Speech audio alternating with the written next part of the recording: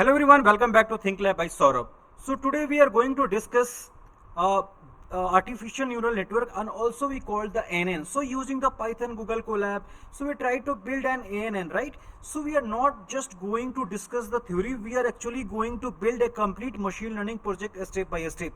So by end of this video, you will understand how ANN works, how to prepare the data for a neural network, how to create the neural network architecture, and how to train the model, and finally how to evaluate and use the trained model for the prediction. So this project we are going to use the breast cancer data set, right? So the important thing is about the data set is already available inside the Scikit-learn, so we don't need to download any CSV file. So this make the project very convenient for the Google Colab, right? And also make it easy for you to follow along, right? So our goal is to build a neural network that can simplify a tumor as either malignant or some kind of based on the different numerical features, right? So let's start from the basic and gradually move toward the building the ANN, right? So this data set belong to the different types of tumor classification, right? There are multiple types of tumor like malignant and beginning is there. So we are trying to use the data set and we going to build the ANN, right? So question is, what is the ANN, right? So before writing our first line of code, so let's understand what is the artificial neural network actually. So artificial neural network is a machine learning model that is inspired by the basic idea of biological neurons. So a neural network consists of different layers. First layer we called as an input layer. The input layer receives the feature from the data set, and then we have one more hidden layer, and finally we have the output layer. So basic structure look like this: input layer, hidden layer, and output layer. For the more complex neural network, we can have multiple hidden layers. So in our project, we will create a simple feed forward neural network. So now let's understand what happens inside the neuron. A neuron is receives some input value. Each input is multiplied by its weight, and then this weight values are added together, and we also something called the bias, right? So mathematically we represent as the z equal to x w plus v, right? So this is the representation. So here x is the input, w is the just I'm going to write here in the screen so that you can understand what is the x, w and b, right? So we are going to select the text here. Okay, let me write here. So here in this equation you can see the x represent the input, w represent the weight, and b represent the bias. So after the calculating the z, we pass the result through the activation function, right? For example, we can use the ReLU activation function in the hidden layer. ReLU means the rectified linear unit. So it can represent the ReLU of x equal to the maximum of 0 and x. So in simple word, if the value is negative, ReLU returns the 0. If the value is positive, return the same value. So for binary classification, we normally use the sigmoid function as the output layer, and the sigmoid function convert the output into the value from 0 to 1. Okay, so this make the binary classifications, right? So our neural network will learn the appropriate weight and biasness during the training. So initially this function are not perfect, so the neural network make the prediction. So we compare the prediction with actual answer, right? And also we use the back propagations as the optimization algorithm, and the model update the weight, and so this process is happened in the repeated way. So eventually the neural network hopefully learns the useful pattern from the training data, right? So now we are going to just write a code here, right? So for first thing we have to import the library, right? So it's required to we have to just import the essential library, right? So let me write here in the text. So we are going to import the library. So you can see here I'm writing here, first step is that we have to import the library. So what kind of library we have to import? So we have to import NumPy, pandas, right? Matplotlib, Seaborn, so these are the library we have to import, as well as we have to so let me write this all the library here, right? So you can see here we are writing the different library, right? So first we import the NumPy. So NumPy is mainly used for numerical operations and working with array. Then we import the pandas. So panda is useful for creating and manipulating the tabular data. Then we import the matplotlib, and matplotlib will help us to create the visualizations. Then we also import the cons, which provide the convenient function for a statistical visualization. Now we import the load breast cancer functions from the scikit-learn. So this function give us the breast cancer data set directly. So then we import the train test split. So we will usually a function divide our data set into training and testing data. Then we import the StandardScaler. So this is extremely important for the neural network because neural network generally perform the better with the numerical features on the similar scale. Now we import the 3 evolution matrix, right? So we can here you can see here we retain the accuracy score, confusion matrix, and the classification report. So this will help to evaluate the performance of our trained ANN, right? So finally we import the TensorFlow. So TensorFlow is a deep learning framework that we'll use to build the artificial neural network. And from the TensorFlow Keras, we can import the sequential, right? So you can see here we just perform these things, right? Now you can see here you also import the dense, right? So dense layer is a fully connected neural network, right? And this main library we need for this project, right? So you can see we have used all these things, accuracy score and all, confusion matrix. So this is inside this library. So let me run these things, right? So these are the very essential library to build the project, right? Once we project the build, then we have to load the data set, because we are going to use the breast cancer data set. So now let me write here the load the data set.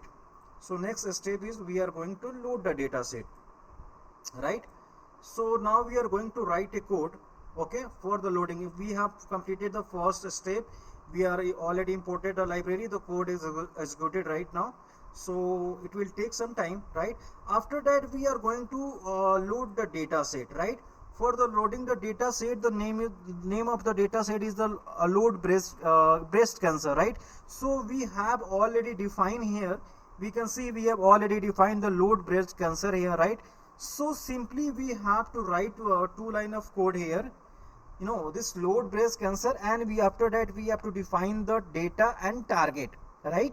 So we are going to define here x and y. X is the target, that is the data, and y is the target variable, right? This is because labeled data we have already, this is already supervised data. So we already defined what is the feature and what is the target. So x is a basically feature we call the data, and y is the target, right? So now we are going to check the data, what is the x and y, right? So you can say x, we have this number of columns, 56, 9 into 30, right?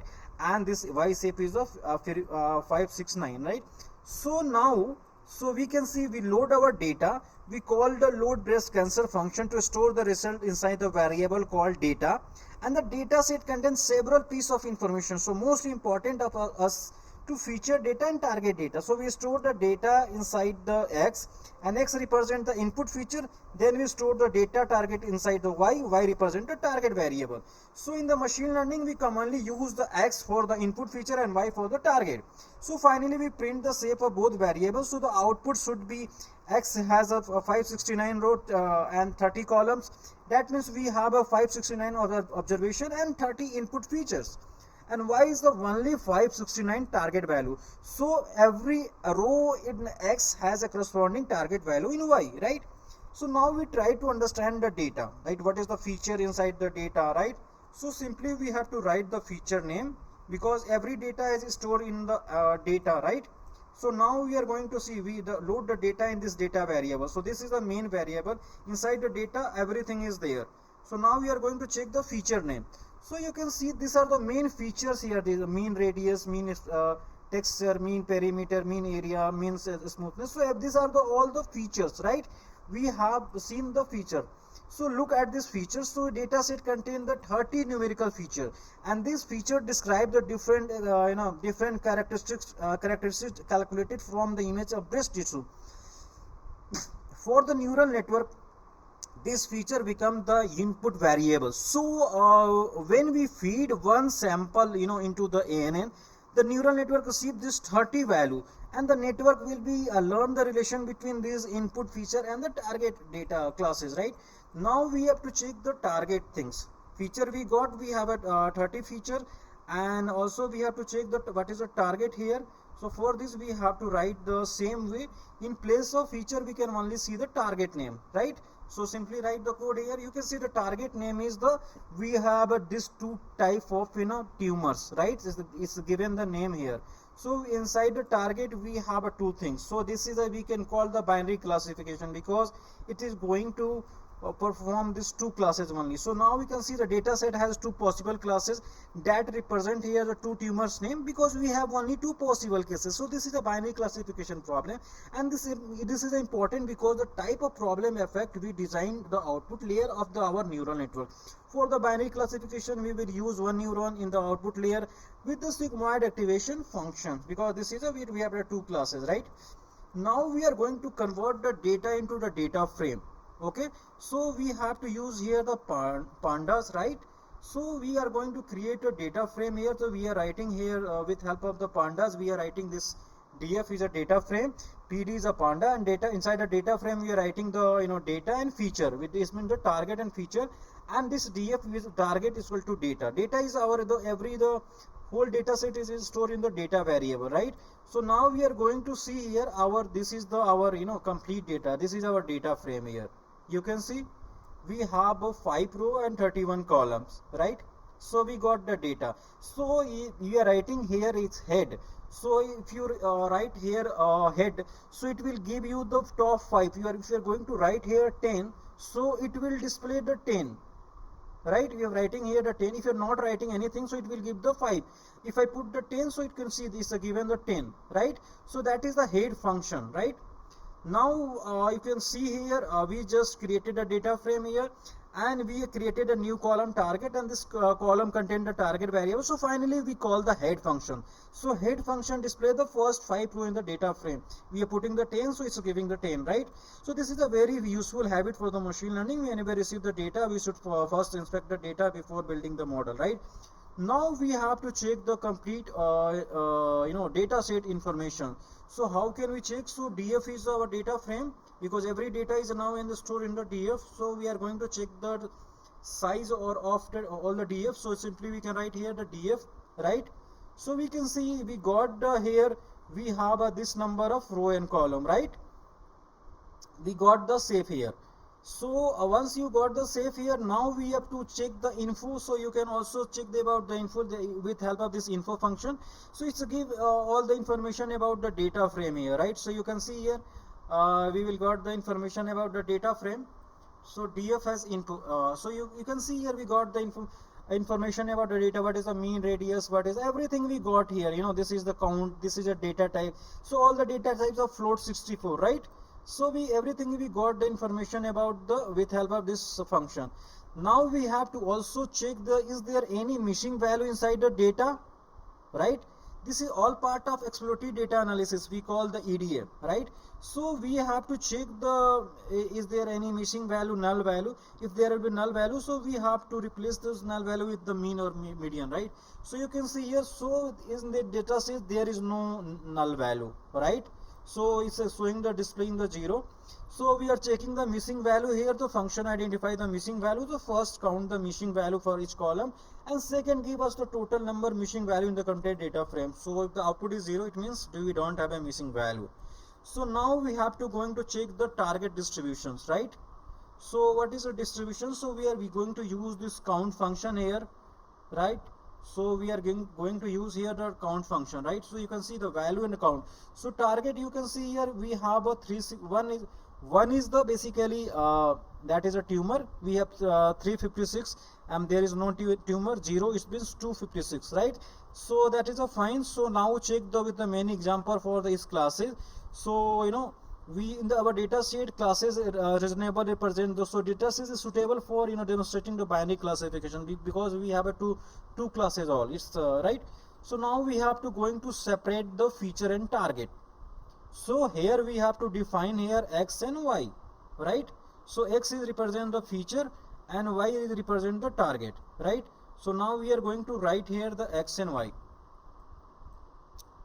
So we are going to write here x and y, right?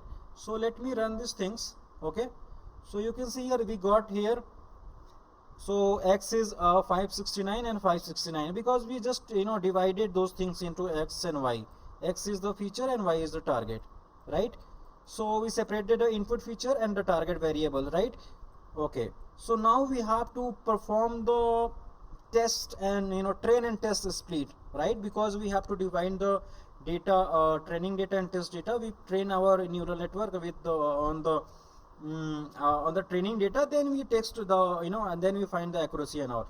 So we need to divide our data set into training data and test data. So we will use the train test split in this process. So we provide the x and y into the function, and test sizes we will set the 0.2. So 0.2, it means we are putting the 20% of data we use for the testing, right? And 80% will be used for the training, right?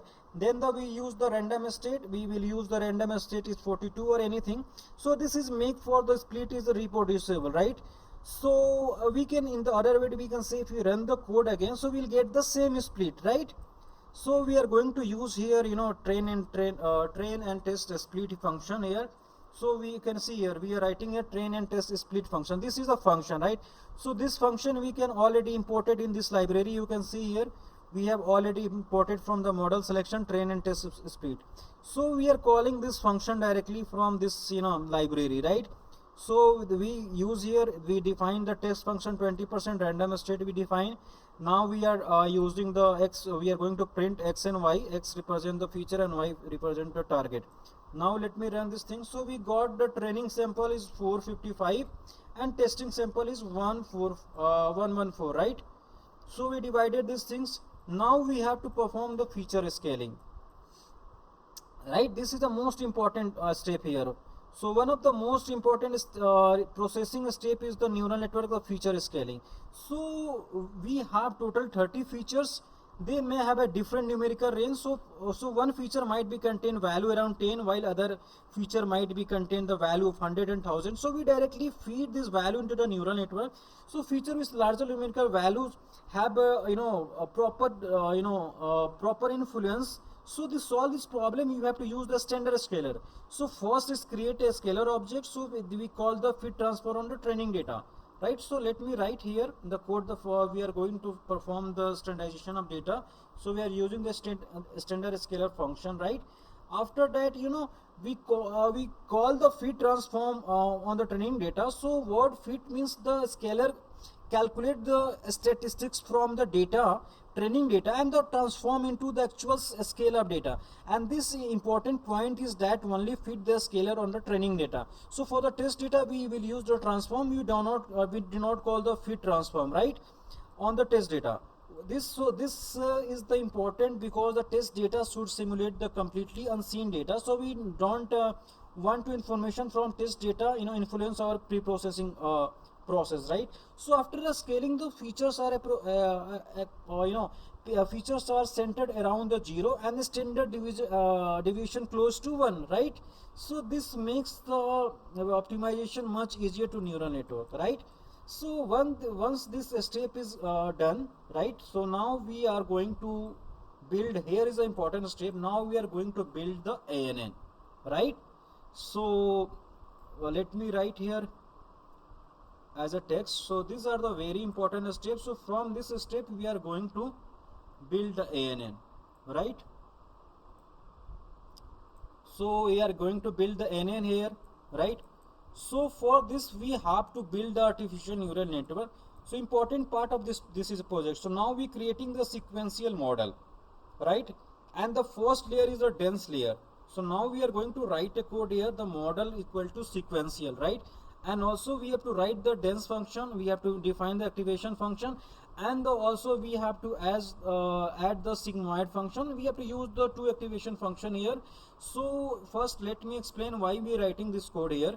So first layer is a dense layer. So dense means the every neurons in the layer is connected with every neurons in the previous layer.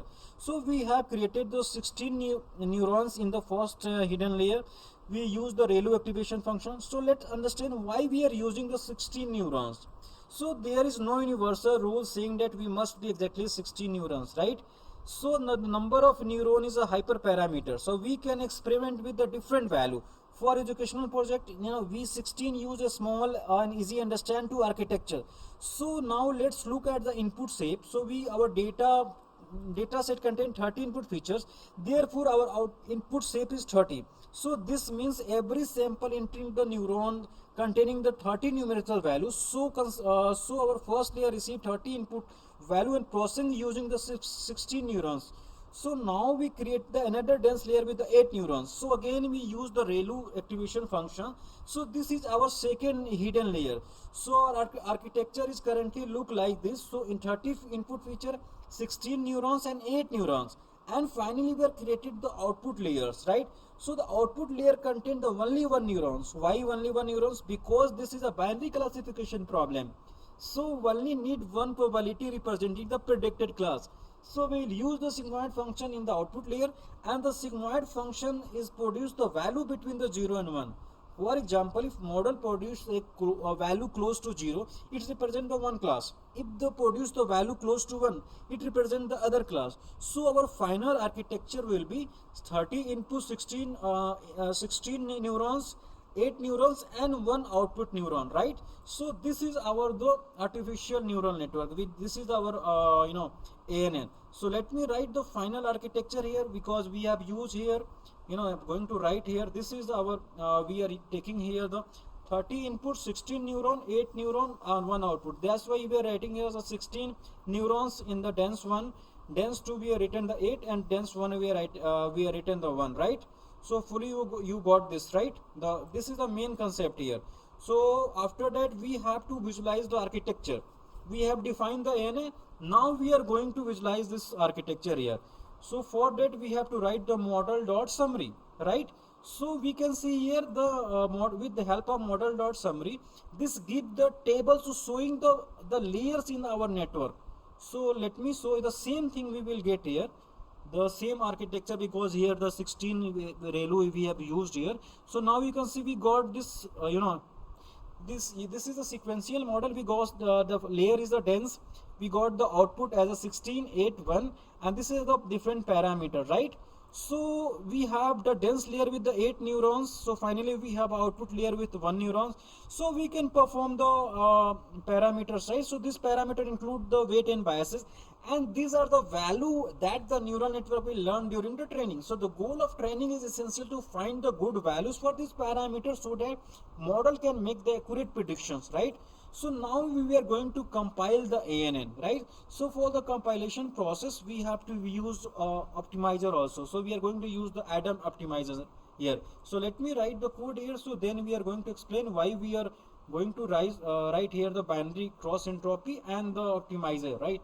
So now we are going to compile the ANN. We have defined the model, we have defined the architecture. So now we are going to just compile this model, right? Okay.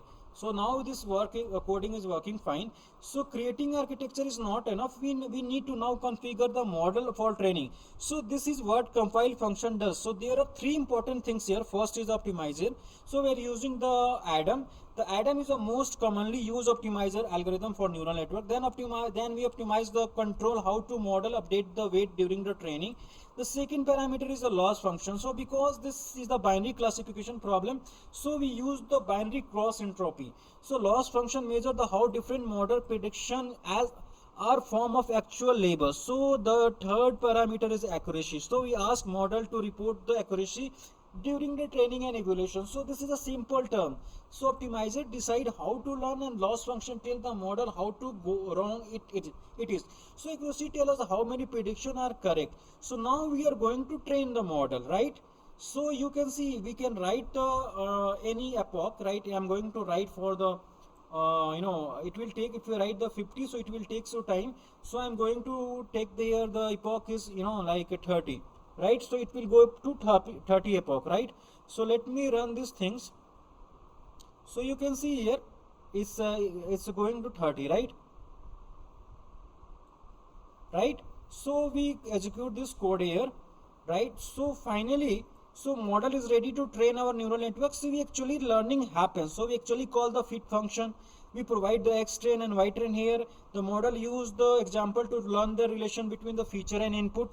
We put the epoch parameter as a 30. So one epoch means the model has gone through the entire training set once, data once, the entire training data once. So here the model will goes up to the 50 opportunity to 30 opportunity to learn the training data, right? So new here we use the batch size equal to 16. So instead of processing the entire data set once, the model processes a 16 sample at a time, right? So processing batch in the batch optimization update the weight, and this process the next batch. So this continue until the complete training data set has processed the represent the one epoch, right? So we also verify the split equal to 0.2. It means the 20% training data used for the validation during the training. So validation help us to monitor the how model is generalize the data, not directly using the update weight. So finally go equal to one tells the TensorFlow to display the training process. This variable we call history store the training history, right? So now we are going to understand the training output. So you can see here, we can see the TensorFlow showing the information for every epoch here, right, in the output. So this understand the value. We have a loss here. So loss represent the error in model, right? So this loss here represent the error in model, right? After that, we have accuracies that tell the percentage of prediction that are correct. So we also have a validation loss. So this represents the loss calculated using the validation data. So we have a final validation accuracy. So this tells us the how accurately the model performed the validation data. And one important thing is that understand the training accuracy and validation accuracy are not essentially identical, right? Not necessarily identical. So if training accuracy continue increasing with validation accuracy, start getting the worse. So that can be sign of overfitting, right? So overfitting, that means the model is learning the training data to a specific way, and it is not generalized well for the unseen data, right? Now we are going to visualize the training accuracy, right? So how can we visualize the training accuracy? So simply we have to write here the with help of PLT command, right? We have to use the matplotlib, and we have to use the history here, and we have to plot the graph here. So we are going to use the history, and we are going to take the training accuracy, and we also putting here X label as epoch, Y label as accuracy, and finally we are going to training and validation accuracy. So let me run these things, right? So you can see here we got the data like this, right? So what is the meaning of this here, right? So you can see here. Now let's visualize what happened during the training. So we are creating the figure using the matplotlib, then we plot the training accuracy. The history objects contain the values recorded during the training. We access the accuracy and values using the history. We plot the validation accuracy, then x axis represent the epoch number, y axis represent the accuracy, and this graph allow us to visually understand how the model learned over the time. If the both curve improve the remaining relative way so close to each other, it's generally good sign, right? So if the training become extremely high while the validation accuracy step, it means we have to improve or decrease, or we may the or we have a problem of overfitting problem, right? Now we are going to see in the same code way we have to write the validation loss and the training loss. So in the same way you just type the chain in, so I'm doing the copy paste. So this training is fine, right? This training is perfect. So now we are going for this visualize these two things, training loss and validation loss, right? So we are writing here. So let me run this code, right? So you can see we got the map like this. So what is the meaning here? So let's visualize the loss. So we plot the training loss and validation loss. So remember the loss represent the error of model. So ideally the training loss should be decreased as the model learns. So validation loss should be also decreased initially. If the validation losses start the increasing while the training, so loss continue decrease, and that can be class of indicate the overfitting. So this graph are very useful because they allow us to see what is happening during the training, right? Instead of looking only the final accuracy, right? We have to also check the what happened during the training, right? Now we are going to just evaluate our model, right? So how can we evaluate the model, right? So we have to write the code here. using this model evaluate X test and Y test, right? We have already imported a library, so we are taking the loss or accuracy and we are calling the model evaluate, right? So this model evaluate is already given here. You can see the it's coming the suggestion here. So we already called the model evaluation library. So you can see here we are getting the accuracy. You can see here we got getting the accuracy 96%, right? That is very good.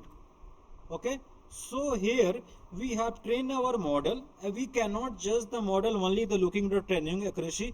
We need to test the data of the model never seen during the training. So this exactly we created the X test and Y test earlier.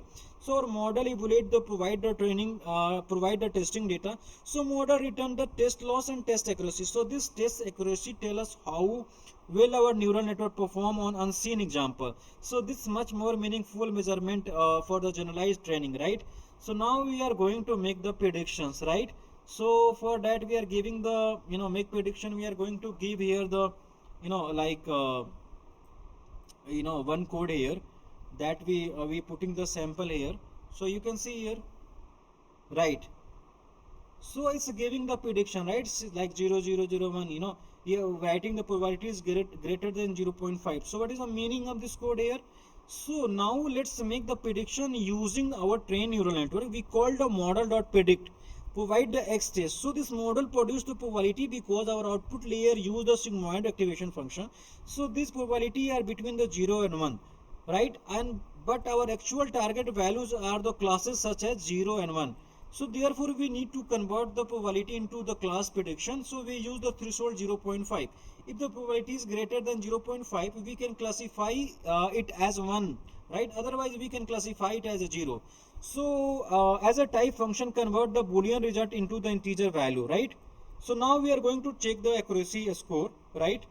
So we have already calculated the accuracy using the scikit-learn. So let's calculate it again, right? So now we are going to calculate the accuracy using the scikit-learn, right?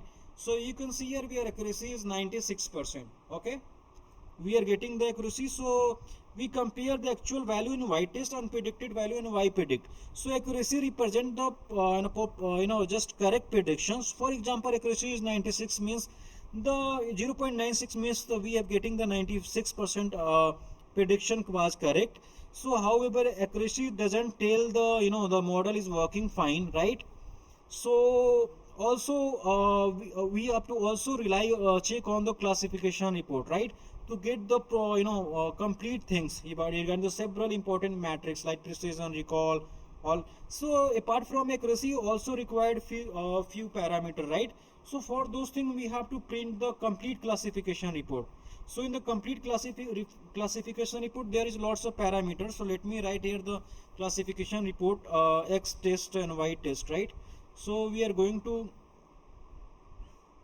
run this thing, so it will take some time, right? So this generate the final classification report. This code is generate the final classification report. So this classification reports give the several important metrics. This is the give the precision tell us among the sample predicted as the particular class how many were actually member of that class. Next we have to recall. So recall tell us the among the sample that actually belonging to particular class and how many model successfully identity. F1 score is a combination of combining the precision and recall into the single matrix. So okay, we have a final report, right? So we finally we got this this all the report, right? So if you see here, let me wait for this code here. So still we're working, right? So you can see here we got the final, we got the precision, recall, F1 score and all. So finally we got the complete thing. So if you check the complete NN workflow, what we done till now, so if you check the complete workflow, so it will be look like this. So let me write here the complete workflow what we did till now here in this whole code. So first we took the data set, then we performed the data exploration, then we check the this data separation, right? Then we so first we our what is our data set name? First, we load our breast cancer dataset. Then we explored the dataset and understood its feature and target variable. Now we separated our input feature from the target. We divide the dataset into the training and test data. Then we standardize the numerical feature using the standard scaler. After the pre-processing, we build the artificial neural network. So our architecture has a 30 input feature is followed by 16 neuron, 8 neuron, and finally one output neuron. We use the ReLU activation function in a hidden layer. We use the Sigmoid function in the output layer because this is a binary classification problem. Then we compile our model using the Adam optimizer because it's a binary on cross-entropy loss. After we train the neural network using the training data, we monitor the both training and validation performance. Then we evaluate our model using the unseen test data, and finally we generate the prediction and the accuracy, confusion matrix, precision and recall and F1 score. So this important lesson is building a neural network is not simply about the writing a few line of code. It's a successfully deep learning project involved the complete pipelining, right? So understanding the problem, understanding the data, processing the data, designing the neural network, training the model, evaluating the model, and finally use the model prediction. Then we build the complete artificial neural network project using the Python, TensorFlow and Google Colab, right? So if you understood this complete workflow, then you have a strong foundation for moving toward the deeper neural network and more advanced deep learning architecture as convolutional neural network, recurrent neural network, and transformer and modern generative AI model, right? So if you found this video is helpful, so please like and share and subscribe this channel, and hopefully it is useful for your your learning. So thank you for watching. See you in the next video. Happy learning.